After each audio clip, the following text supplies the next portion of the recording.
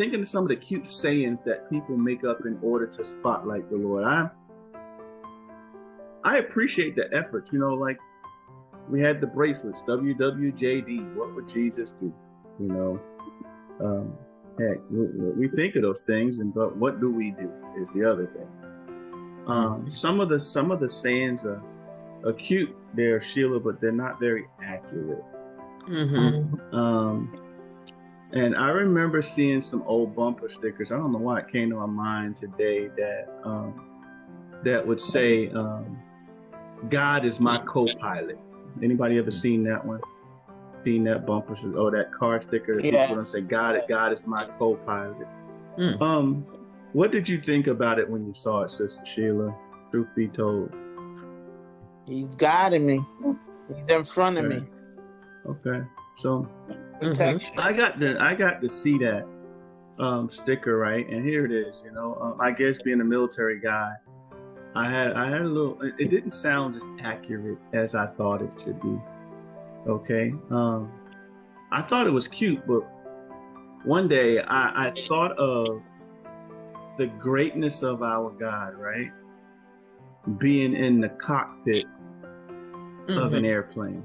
And what made me think about that is I lived in Germany for some years. My son was born there.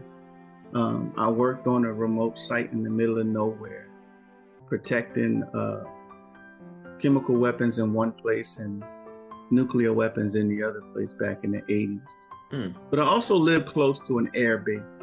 And I know I got some folks on this call that's affiliated with the Air Force. One of the coolest things for me to see over the years, Sister Booth, yes, Lord, was the F-16 fighting planes, fighter planes. Yes. And the things that those pilots could do with those planes amazed me. Wow. Many times I'd watch many of those folks, Lisa, come by me in an instant so fast that they would break the sound barrier and cause sonic boom out of nowhere.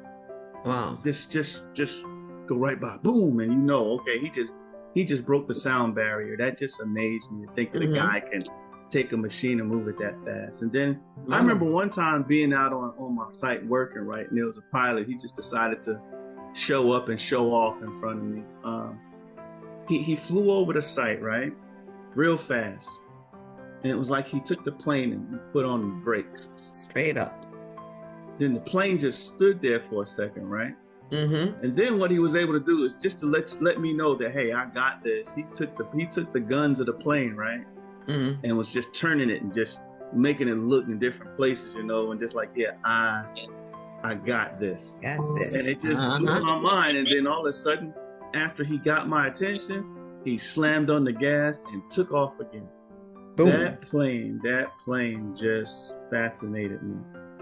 But as cool and as powerful as that plane is, that plane, you know, and it's one of our major fighters, it is useless without a capable pilot. You know, it's useless. If you put me in the cockpit of a F-16 fighter plane, it won't even get off the ground. And it definitely doesn't accomplish the wartime mission if you put Brown in the cockpit. But Sheila, I'm gonna get back to the message because I could tell I heard you snoring back there, like I hear some now and again in the morning. Some of y'all don't even mute your microphones, and I'd be like, man, so and so's either tired or I was real bad this morning. But I'm gonna get to the point because Sheila's like, look, Brown, I got something to do. Look, if you possess every gift that God has given you to give, right?